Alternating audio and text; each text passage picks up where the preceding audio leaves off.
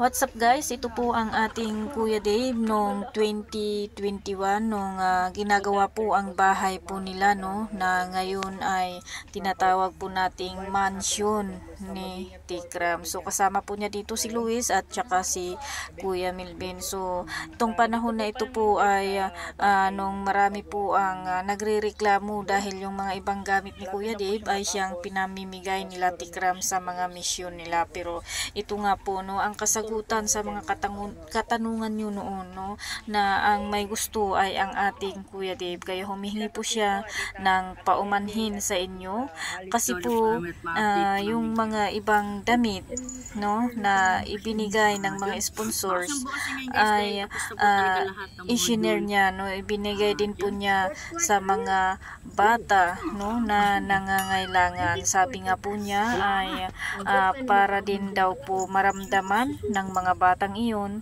na may mga nagmamahal din po sa kanila. So kagaya ng sinasabi po natin sa ating live guys, madalas kong sinasabi na ang ating Kuya Dave ay hindi po makasarili, no, marunong po itong mag-share sa mga blessings na kanyang tinatanggap. So ito ang napakagandang ugali ni Dave, no, positive at hindi po siya madamot, no, at ayan po, nag-a-update din po siya tungkol sa kanilang pag-aaral noon nung panahon ng pandemic.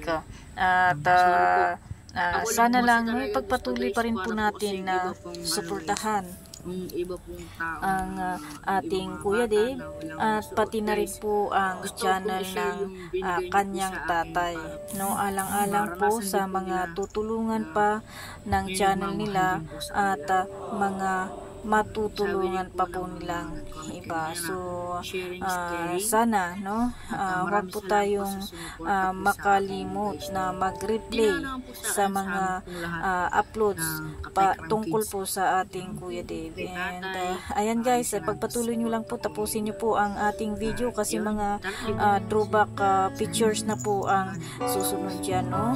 At itong pictures na ito ay ito po yung upload po nila kahapon sa short skate po nila, no.